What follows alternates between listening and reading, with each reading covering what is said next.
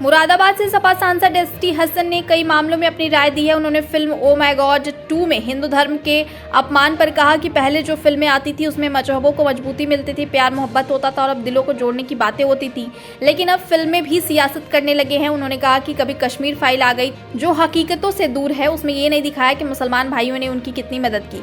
इसी तरह the Kerala story में 1-2 वाक्य हो गए और उन्हें बढ़ा चढ़ाकर दिखाया गया। इसके बाद फिर आदि पुरुष आई, लेकिन वो उल्टी पड़ गई। सपा सांसद ने कहा कि ये अब ट्रेंड बन गया है, मजहबों को टारगेट करते हैं और सियासत करते हैं, लेकिन पहले की फिल्मों का ये काम नहीं था। उन्होंने कहा कि हर वो फिल्म जो लोगों के जज्बात और धार्मिक भावनाओं को ठेस पहुंचाती है उसे बैन होना चाहिए। वहीं सपा सांसद ने पाकिस्तान से आई महिला सीमा हैदर पर कहा कि जब से दुनिया बनी है प्यार मोहब्बत चलता चला आया है। अब ये जांच का विषय है कि क्या महिला को पाकिस्तान की खुफिया एजेंसियों ने प्लांट किया है या वाकई उसे मोहब्बत हो गई है जिसकी वजह से उसने ऐसा किया। इस दौरान उन्होंने अखिलेश यादव के पीएम चेहरे के बयान पर कहा कि विपक्ष के पास बहुत सारे दिग्गज नेता हैं जिन्होंने पार्टी नहीं जनमानस के रुख को मोड़ दिया है। उन नेताओं में से कोई न कोई प्रधानमंत्री बनेगा, लेकिन ये सब बातें चुनाव के बाद तय की जानी चाहिए। वहीं 2024 के लोकसभा चुनाव में कांग्रेस को लेकर सपा सांसद ने बड़ी बात कही है। उन्होंने कहा कि चुनाव में कांग्रेस अच्छा प्रदर्शन करेगी क्योंकि कांग्रेस एक राष्ट्रीय पार्टी है, जबकि बीजेपी के पास एक ही फॉर्मूला है, महंगाई कितनी बढ़ जाए और किसानों की कितनी समस्याएं हों, उन्हें सिर्फ हिंदू मुस्लिम ही करना है। देखिए, एक ज़माने में फिल्में आया करती थी जिसमें लोगों के मजहबी एतक़ाद को मजबूती मिला करती थी, प्यार मोहब्बत होता था, दिलों को जोड़ने की बातें होती थी, माँ बाप की इज़्ज़त, गुरु की इज़्ज़त को समझाया जाता था। अब कुछ ऐसा ट्रेंड चल पड़ा है कि फिल्म वाले भी सियासत करने लगे। कभी आपने देखा कि कश्मीर फाइल आ गई, हकीकतों से जो भी हकीकत थी उसमें पूरी हकीकतें नहीं दिखाई गई। ये नहीं दिखाया गया कि मुसलमानों ने कितने हिंदू भाइयों को अपनी जान पे खेल के बचाया था। 1-2 वाक़यात केरल में हो गए, उसका एक बड़ा चढ़ा के हाइप दिखा दिया गया, केरल फाइल बन गई। फिर एक आदि मानुष की फिल्म आ गई, दिखाना तो वो भी सियासी फिल्म की तरह थी लेकिन वो उल्टी हो गई।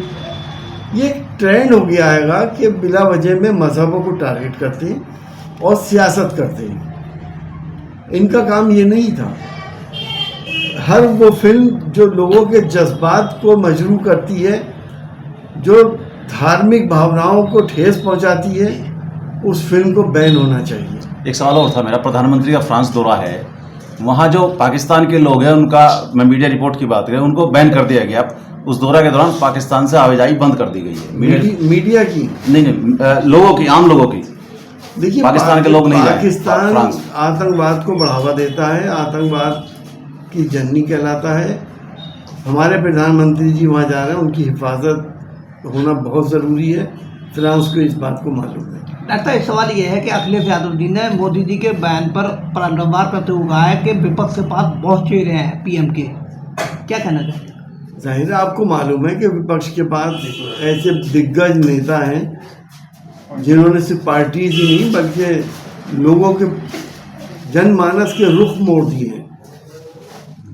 अब उन नेताओं में से ही कोई ना कोई प्रधानमंत्री भी बनेगा, हमें पूरी उम्मीद है। और जो ये सब बातें इलेक्शन के बाद तय की जानी चाहिए और तय होती नहीं है।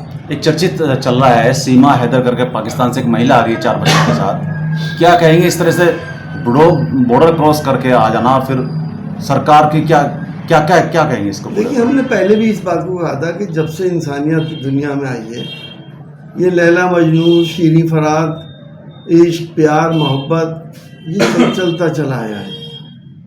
अब ये देखना पड़ेगा, ये इन्वेस्टिगेशन का टॉपिक है, क्या ये पाकिस्तान की खुफिया एजेंसियों ने इम्प्लांट किया है या बाकी इसको कोई इश्क या मोहब्बत हो गई थी जिसकी वजह से इसने ऐसा करा। तो ये तो अभी जांच हो, जांच होने के बाद ही पता चलेगा कि हकीकत क्या है। 2024 के चुनाव में कांग्रेस को सर कहाँ मानते हैं? देखिए, हम समझते हैं कि कांग्रेस अच्छा प्रदर्शन करेगी, और कांग्रेस क्योंकि एक नेशनल पार्टी है, पूरे हिंदुस्तान में फैली भी है। इस वक्त जनता परेशान है, बीजेपी का निगेटिविटी बीजेपी से बहुत ज़्यादा है, और बीजेपी को बताने के लिए कुछ भी नहीं है। रोटी ही नहीं सब कुछ चल रहा है, जब अगर तरक्की भी करी तो रोटी नहीं करी है। तो उनके पास एक फार्मूला है बीजेपी वालों के पास कि महंगाई कितनी हो जाए, गरीब आदमी कितना परेशान हो जाए, किसान परेशान हो जाए, बेरोजगारी हो जाए, खाने की चीज़ें महंगी हो जाएं, चाहे वो टमाटर के दाम हो या तेल के दाम हो, इन पे फ़र्क नहीं पड़ता, क्योंकि इन्हें मालूम है कि आखिर में आके ये ऐसा दाव मारेंगे कि हिंदू मुसलमान कर लेंगे किसी मामले में, और हिंदू मुसलमान करके वोट ले लेते हैं। लेकिन अब ऐसा होने वाला नहीं है। हिंदू भाई भी अब मुसलमान भाइयों के साथ कंधे से कंधा लगा के खड़े हैं इस देश की परंपराओं की हिफाजत करने के लिए, हमारी प्यार मोहब्बत की तहजीब की हिफाजत करने के लिए।